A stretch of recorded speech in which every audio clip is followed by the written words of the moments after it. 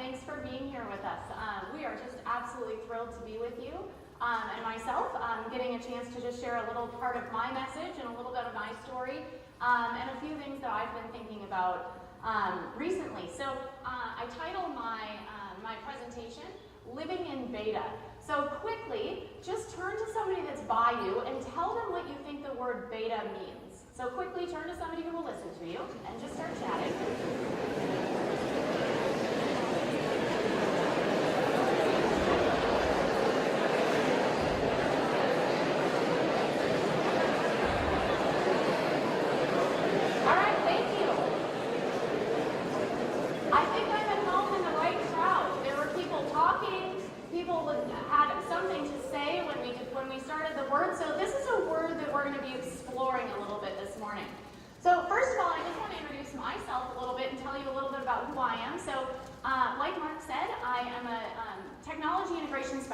Which is a very long way to just say I'm a technology coach.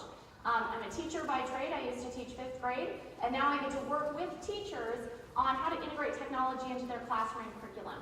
So I'm not the person you call when your printer is broken or you can't connect, but I'm the person that you call when you say, gosh, I have this really important thing to teach my kids. How can we help technology to do that in a way that's inspiring for the kids? So I live in Minneapolis, Minnesota, and so we'll just kind of go in a little bit more to that. And I live in a place that's beautiful during the summer and very cold during the winter. And it's a really fantastic place to live. I actually grew up in Colorado, but now get to spend my career teaching and inspiring people in Minnesota. And I'm just thrilled to be here. But I have really had the chance over the last year and a half to put on a lot of these Google and Education summits all over the world. So it's been a pleasure to travel around. And what I tell people is my favorite part of this is really what we're doing is we're just adding this room to this global network of teachers that are trying to integrate technology and especially Google Apps into their classroom. So we are excited about that, and my favorite part of summits is the fact that we on our team all call ourselves lead learners. Because some people will always ask me, how in the world do you keep up with Google with all the changes? And it's because I'm going to learn as much today from you as you will learn from some of the sessions that you're in. And so I would encourage you to sort of share your story, because this is just the beginning of a conversation that we get to continue to have with people all over the world. And so it's been really exciting to add that to something that I get to continue to do with teachers as well. So I do always have to say, show a little, we have had a little fun here. So we had a chance to get up to Table Mountain. It was fantastic. This is most of our first time in South Africa and on the African continent as well. So we had a little fun. Here's me with my socially awkward penguins, right? A little selfie. And then also, had a chance to visit the Cape of Good Hope as well too. So this is a fantastic place, and we're just thankful to be here with you. So let's start digging into this world of living potentially in beta. So I'm going to try and take you on a little walk or a little experience with me. And what we need to do is we need to think back and imagine yourself walking into your first day in 7th grade, and you're walking into the classroom, and you've got a new haircut, and really cool new earrings, and you're looking around the room and you're trying to find the perfect spot to sit. So as you sit down, you sort of look to your left and your right, and you see the people that are around you, and the teacher comes out and she introduces herself. But the next thing she says to you is that in this class that you're taking, there's only going to be one question on the test. And she's going to tell you the question that's going to be on the test. So the question is this. Recently, there was a natural disaster that happened in your town. And it's going to be up to you and a group of students that you're going to work with to figure out what kind of earthquake hit, how you're going to inform the citizens in your town of what has happened, and then also how to help prepare your city to withstand another earthquake of this magnitude or higher. And you sort of look around and you nudge the person by you and you think, did the teacher just tell us the question that's going to be on the test? Isn't that cheating if we already know the question? But what the kids don't really understand in this is that the teacher has posed a question that you can't find the answer to. But instead, you're going to have to work together and you're going to have to create the answer to that question. And so my thinking is this. My thinking is that if we can create moonshot thinkers to be confidently operating in beta, we can really change the world. So if you know me, or you follow me, you also know that I spend a lot of time learning about, presenting on, and keeping up with Google. And one of the most recent innovations that I've seen is this. Google knows beta, where smelling is believing. If you know about Google Knows, though, you also know that it was launched last April, April 1st, with all of the other Google joke products that they launch on April 1st. So I always anticipate what they're going to come up with next. But if you don't know about this, you should definitely pay attention to Google and on the websites on April 1st, because it's always so fun to see what they come up with. But a lot of the things that Google is producing right now may seem like these far-fetched science fiction things, but really they're part of a reality. In fact, it's not unusual to walk around San Francisco now and see people wearing Google Glass. I've worn them before. We've had a lot of people that have had the experience of having them on. Also, the technology from Google's self-driving car is now part of car technology that you can buy just today. So Google has this fast philosophy. They have a fast philosophy to launch early and then iterate or make changes. So they launch all of their products in beta, knowing that they want to get feedback from their users to improve the product or the experience. And so can't we as teachers also learn a lot about this philosophy?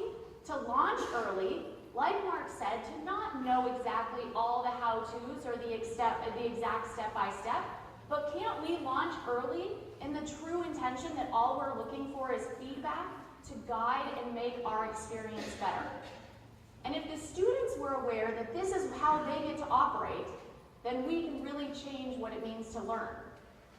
So recently, there was also a website called the Google Graveyard. And the Google Graveyard was launched and listed on tombstones were all of the Google products that they had recently, to say it softly, retired. And so visitors could leave a digital flower on the tombstone of their long-lost Google product. You can see in the top left, Google Reader was definitely the front runner of what people were missing the most. I'm seeing a few head shakes, like, yes, we're so sad.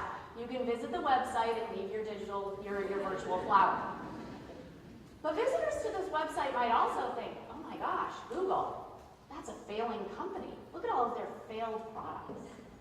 But Google knows down to its core that really what they're doing is they're just operating in beta.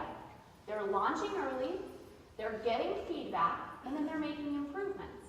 Because that's the way that they know that they can change what they're doing. Now what about you? What about your educational graveyard?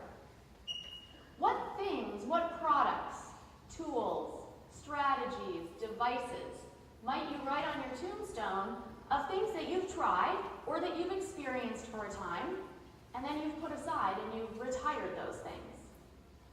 Or sometimes I can look at some of the teachers in my district and they are on such autopilot with their lessons that they don't have anything written on here recently. That they're still doing exactly what they've been doing for the last 25 years. And so I think it really helps us to understand just the transformation and the ever-changing world that we're living in. Because what the students should really realize is that they're guinea pigs in our classroom. Do they realize this? That every single time that I taught a lesson, my very first question to myself is, what would I have done differently? How could that have gone better? What needs to be improved? Because what we are as teachers is we need to model being in beta. We need to be candid about the fact that we're just going to try something.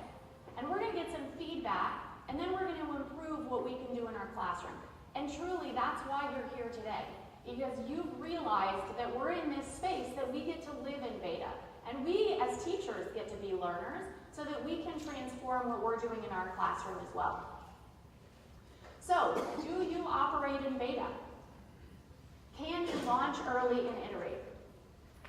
I think that we need to do this because I think that all of our students come into our classrooms in beta as well.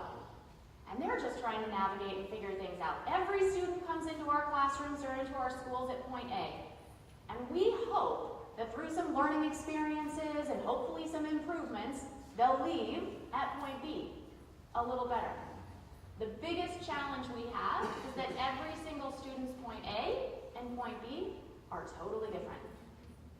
So we really do need to pay attention to the space in between. We need to mind the gap, pay attention to the space in between point A and point B, and really focus on what it means to learn. We can create a culture in our classrooms and in our school where we want the students to operate in beta. Because if they know that they can operate in beta, we can change what the definition is of learning in your schools and in your classrooms. You need to become a culture of being in beta where the students know that there's a process of learning, of creating, making, and also improving. So I recently was in a classroom, and so I have a classroom that a lot of adults come and visit. It's a one-to-one Chromebook classroom. And this teacher has done absolutely transformative things with fourth grade students. In fact, most of the adults leave this classroom thinking, they're doing more in fourth grade than I've done in my entire career. So we're in the classroom with all these fourth graders, and the teacher's up in the front of the classroom, and all of a sudden she starts getting things that appear on her screen that look like this. Sorry, that's an error. Or, oh, snap. Has anybody got that one? When your internet, all your tabs just die? Or even the best one? He's dead, Jim. Well, this started happening to the teacher as she's trying to teach this lesson. All the students are in the class and they have all their Chromebooks out, and there are adults lining the entire back of this room. All of a sudden, all the adults started looking at each other like, oh no, she's got all these visitors here. Should we reschedule? Should we walk out of the classroom? This looks like kind of a disaster that's happening, right? But in fact, what happened, what was so interesting, was this culture in the classroom really redefined what it meant to learn in this space. Because the students knew that sometimes things like this happen, right? And sometimes when things like this happen, we may tend to react like this.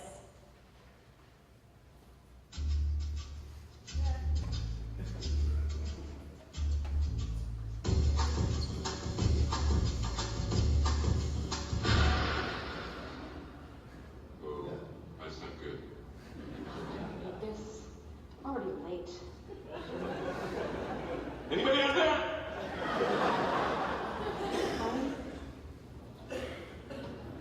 No.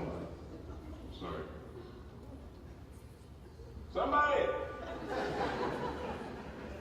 Hello? There are two people stuck on an escalator and we need help. Now, would somebody please do something?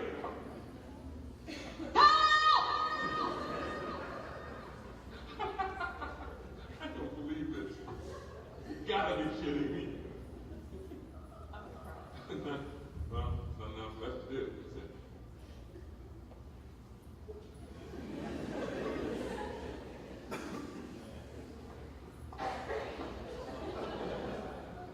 Hello? Hey, don't worry about it. I'll fix it in a second. He said he can fix it. All right. All right. That's more like it. He says he can fix it.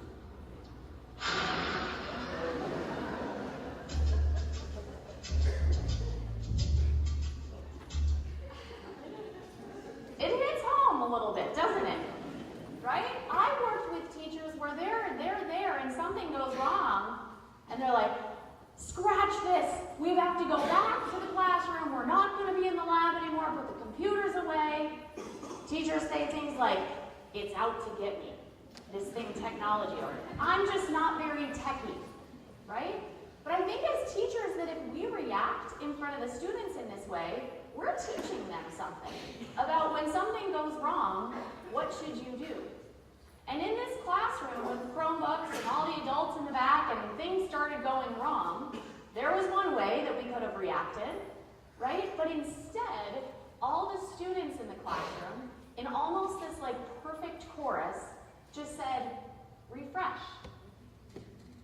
And to be honest, I call it the magic Google button because if things are not working, I usually click refresh and then it works.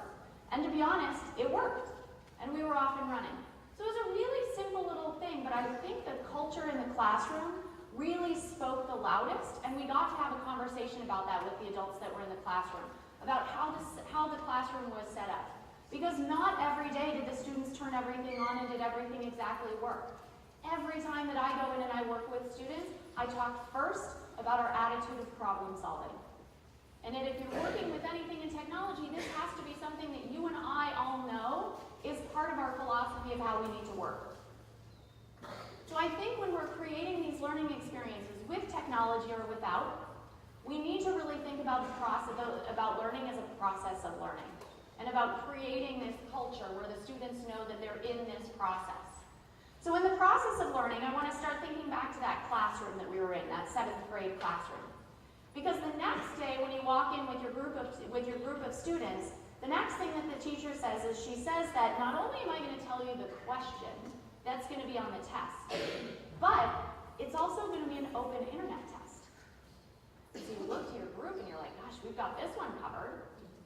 But in fact, it isn't until you start digging into that learning, into that question, that you realize there is not an answer to find. But instead, you and your group are going to have to create that answer. In the process, this learning experience really showcases how students can use this process of learning, of thinking, making, and improving to redefine the learning process. So at first, the students are going to dig into the problem. They're going to define their goal, and they're going to start brainstorming. But they're not going to brainstorm by making a list. They're going to think wildly. They're going to think outside the box. They're going to be silly, savvy risk takers. You've given them permission to have an attitude of playfulness. Because then they're going to move on, and they're going to be able to show you what they're learning along the way, as opposed to just telling you once at the end. Because the entire process of learning is really about making a prototype, acting quickly, really having a bias towards action to show what you're learning instead of just telling you at the end. And when you get to that place where you finally think that you have some ideas wrapped around this question that's been posed, you get to share that learning. But not in the fact that you are going to be, that's going to be the very end and that we're going to move right on, but in the fact that you get to have some, you get to get some feedback so that you can improve on what you're learning. Maybe once the students show you something from this question that's been posed, maybe your next thing is to just pose another question that allows them to go back to the thinking stage and redefine and keep narrowing in on what they're going to be learning. Because we all need to know that the final stage of learning is not an assessment, but you and I know that the final stage of learning is actually the realization that there's a lot more to learn. So we all kind of know that Google is very good at this living in beta, living and breathing beta. In fact, they even have a secret Project X lab that being in beta is part of the job description. So the Project X lab is charged with creating the next best innovation that's going to change the world. Okay? They call their process moonshot thinking. And we're going to just watch a little video about moonshot thinking so you can hear right from the source.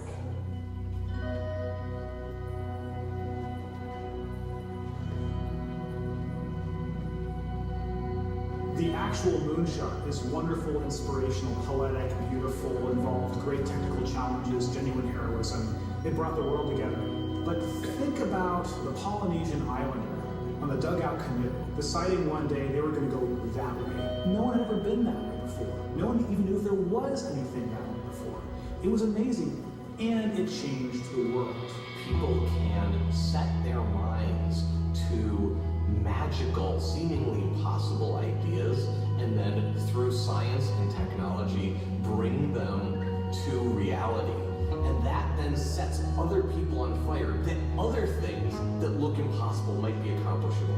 Galileo is such a hero, in thinking big, and what he represents to me is both curiosity and wonder that humanity had, that pushed him and drove himself to invent and work on the first telescopes that allowed us to see the moon, and here we are. These aviation pioneers were figuring it out as they went. No one really knew how to build an airplane, right? No one knew how to fly an airplane. It was amazing and crazy and wonderful, and they wanted to explore.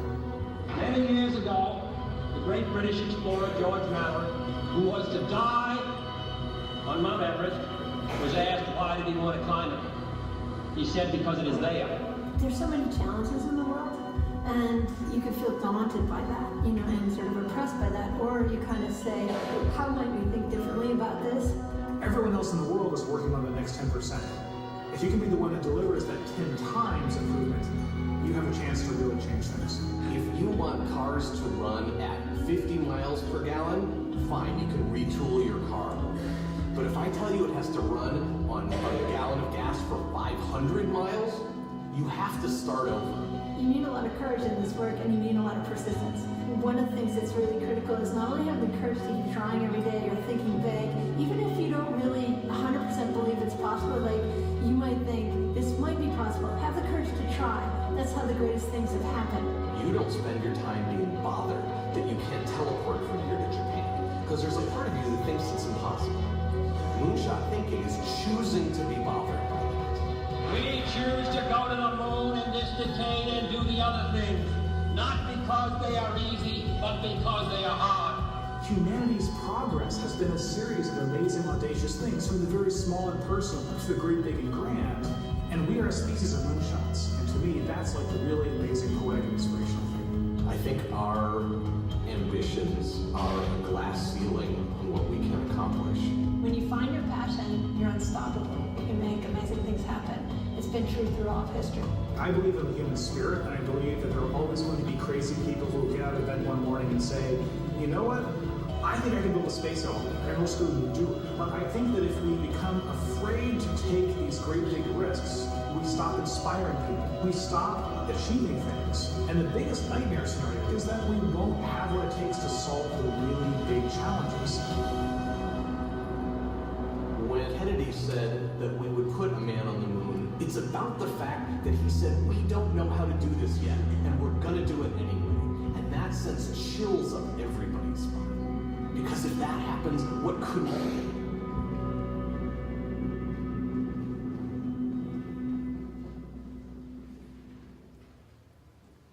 So moonshot thinking.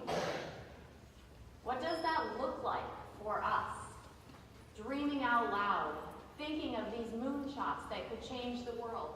It really means about choosing to be bothered by the impossible.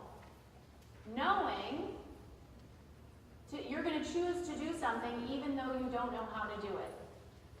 And moonshot thinking, failure is expected.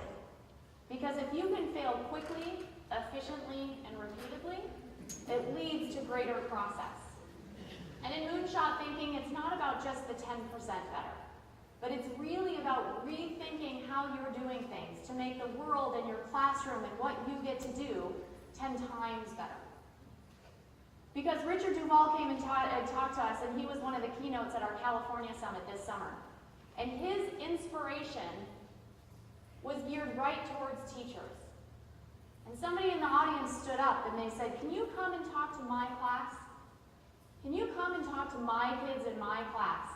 And he said, in fact, you're going to go and be inspired by moonshot thinking to talk to your students. And in this room, that means we can have over 1 million moonshot thinkers in Africa, in South Africa, and that really has 10 times the effect of what we can do to change the world. If you are a moonshot thinker, you have to be in beta. You are knowing that the whole process of learning is about creating and learning from those experiences, and probably a lot of failure in between there. Now, if you've heard, one of the latest moonshots that's come out of the Project X lab is something called Project Loon. And this probably hits home to a lot of people in here because we're talking about internet connectivity.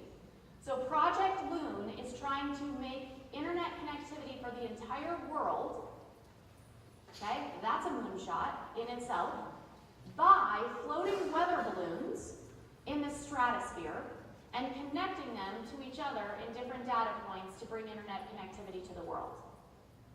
But what I love about this specific moonshot is that when I had an email conversation with Rich just actually in the last couple weeks, he gave me a little insight into this weather balloon creating process. So if you saw his description in the in the moonshot thinking video, you'll see that he was a rapid prototype specialist.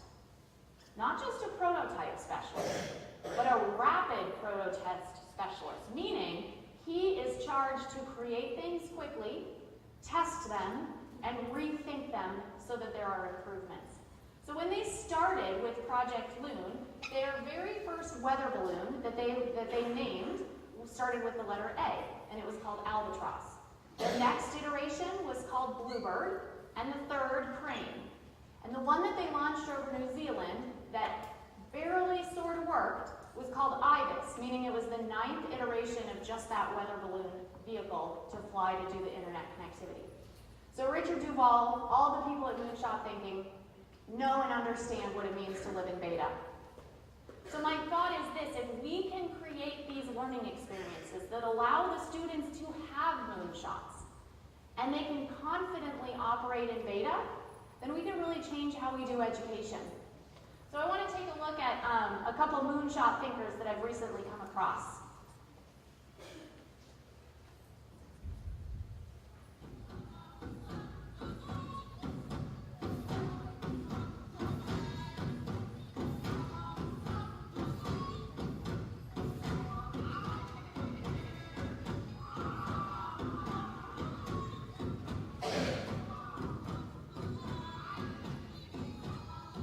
I am Sakira and I am 14 years old. Being born and raised in Swaziland, I have experienced some of the many challenges that our country is facing. I am interested in getting knowledge and understanding how things work. If you're well equipped with knowledge, you can have more input with the things around you. I volunteer in many environmental projects, and this has given me opportunities to learn in new ways. I am Bonke. I'm also 14 years old and go to school with Sakir. I believe young people enjoy asking questions to solve problems, and that's why I love science so much. My father is a farmer. Like most Swazi subsistence farmers, because of drought and soil erosion, he does not produce enough food each year. Because of severe food shortages, many families in Swaziland rely on food aid. Bonke and I believe his family situation and that of many others here can change for the better. We decided to dedicate our time to try to find a way of producing better yields for farmers. We were inspired by our science teacher, Mr. Story, to find a solution.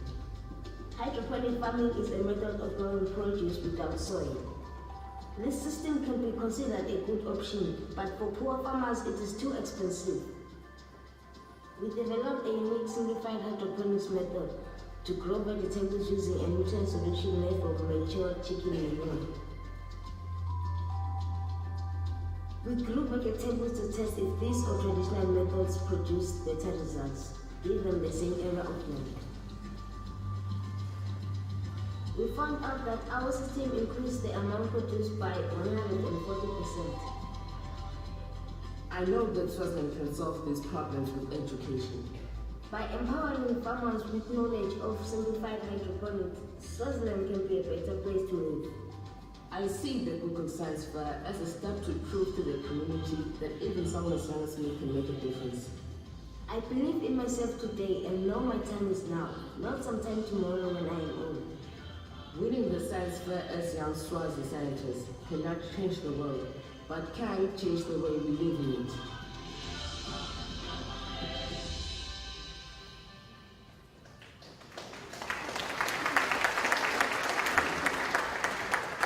So those two, because of that work, also earned themselves a trip to Mountain View to the Googleplex campus to be a part of that Google Science Fair awards and recognitions.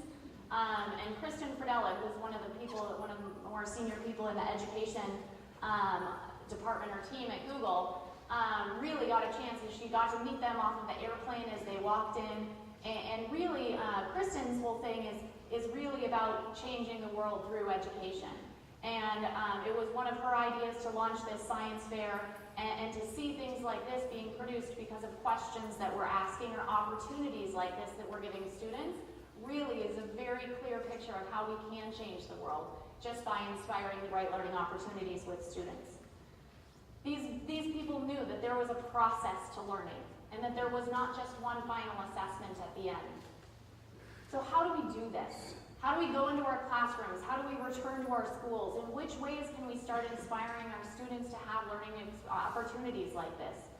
And Mark talked a little bit about this in the beginning, in the fact that if you are hired to work at Google, you are hired to do your job for 80% of the time. But you're also given a 20% project. You're given a time in your schedule at your work time to have something that you're passionate about how you can change the world. The Google Science Fair, the Google Teacher Academy, these were 20% projects of people that were on the education team at Google. So why can't we do this in our classrooms? Why couldn't we give our students a 20% passion project? As we were walking around Parklands yesterday, we got to see some of the students that were working on some of their design projects. They're finishing them up. It was inspiring to see the ways that they were using their passions in all sorts of different aspects of their learning, but they were so invested and so proud of what they were doing, and they were creating some amazing things. We also got an opportunity to go to their music recording lab and see some of the work that they've been producing there. It's been really awesome. But I think that we can do this. We can give our students a 20% passion project so that they get to come up with the questions. They get to tell us what they want to learn and how they want to change the world. And like Mark said, we really saw this in action when we were at this school in New Zealand. And what they called it is they had a fantastic campus, just like we have here too, where there were some learning commons, and Mark showed a little bit of this as well. The one thing they did have, the only lockers they had on campus were ones for their laptops that had plugs and outlets inside the laptop lockers, which I thought was fun. But what they called it is they called their 20% project an impact project. And they have to come up with a plan at the beginning of the year of how they're going to spend this 20% time. And they work not only with teachers in the community, but the entire community knows that on Wednesdays, it's Impact Project Day. The students do not have any other classes that day except for the time to work on their impact project. So people from the community come in, they get people from all over the city to come in and help them work on these passion projects or these 20% projects. How else can we do these things? Well, one of the things that I think we can do is we can turn the worksheets over. Because there's a blank slate on the back that's very eager to be used. And we have to think big. We need to start telling the students the questions that are going to be on the test so that we can see how the questions that we ask change. And commit to those open internet tests, where you know that the students don't have to find an answer, but instead create one. Be about permissionless innovation. So here we are. You've chosen, on school holiday, to come to a 2-day South Africa Google and Education Summit. I'm looking at you as the learners right now. You have an opportunity today to redefine what it means to learn for yourself. So first, you need to think, why are you here? Why did you choose to come to this experience? You need to understand that yourself as a learner so that we can start moving through this process of learning in this next 2 days together. So think about why you came here. Ask other people. There's deliberately a half an hour in between each of the sessions so that you can talk to the other people that are here at the summit. So think about why you're here. And then, what are you going to do? What are you going to make as a result of some of the things that you're learning here? And not something that has to be this big grandiose plan, but maybe in somebody that's sitting by each other, you're going to start playing. Or you're going to exchange Twitter handles, and you're going to commit to a partnership of communication and sharing ideas. How can you be in beta this weekend so that you can ask your presenter, hey, I've just been trying this morning. Can I get some feedback, or what are your thoughts around this? So what are you going to do with the information and the stuff that you're learning here at this conference? This learning is just the beginning. The summit is just the beginning as to what you're going to be experiencing with Google Apps for Education, because we know that when you leave here off of this campus tomorrow afternoon, the learning has just begun. All of the things that you're going to be learning, you're going to be improving on. You're going to be refining as you go through this with your staff, with the students in your class. It's not about being finished. It's about just beginning and starting to improve upon the ideas and the skills and the strategies and things that we're going to use. So we need to have feedback along the way. Don't be afraid to ask people for that feedback this time. So how are you going to model yourself the type of learning experience that you want to create in your classroom. Because I believe that if we can create moonshot teachers and students who are confidently operating in lifelong beta, we can change the world. Thank you and have a great summit experience.